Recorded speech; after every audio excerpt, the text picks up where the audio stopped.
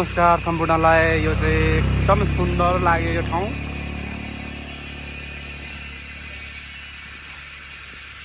Hello, हाम्रो साथी यहाँ हुनुहुन्छ, हजुरको घर बताइदिनु न।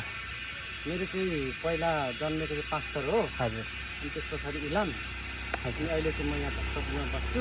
हजुर आज के को लागि आउनुभएको हजुर? आज श्रमदानको लागि आएको। हजुर कसाम्पाङको श्रमदानको टी-सर्ट लाएर हजुर आज सरसफाइ कार्यक्रममा आएको। हामीले चाहिँ यहाँनिर के भन्छ पर सूर्य विनायक ओरतिर गणेश मन्दिरदेखि हजुर अनि यो बाटोबाट सरसफाइ गरेर हामी चाहिँ यहाँ डाँडातिर झन्डै डाँडा मुनतिर डाँडातिर गइरहेको छौँ। सबैलाई हजुर गुड लक। आउनु होला यो टिममा होइन? हजुर सबैजना आउनु होला। हजुर अनि त्यो धरानतिर त्यो मुर्दाबाद भन्नेलाई चाहिँ के भन्न चाहनुहुन्छ?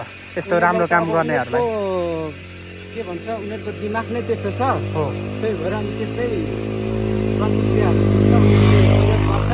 हजुर तिनीहरूलाई चाहिँ अब म के भन्छु भने सुझाव दिन चाहनुहुन्छ?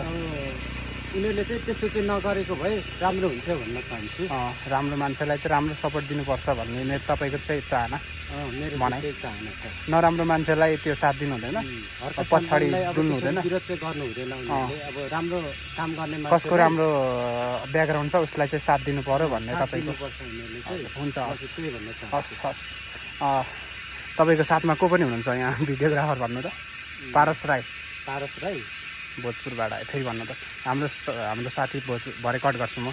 हाम्रो साथी भोजपुरबाट पारस राई पनि हुनुहुन्छ मेरो साथी। उहाँ पनि आउनु भएको छ, खुसी लागेको छ हामीलाई। भोजपुरबाट हाम्रो साथी पारस राई पनि आउनुभएको छ। उहाँलाई पनि अब सबैले के भन्छ लाइक कमेन्ट सब्सक्राइब गरिदिनु होला। र अब हामी अब समदानतिर चाहिँ जाउँ है त। यो हाम्रो साथी हुनुहुन्छ यता, अर्को साथी। हाम्रो टिम थोरै अगाडि जानु भएको छ, अब हामी चाहिँ अगाडि गइहाल्ने हो।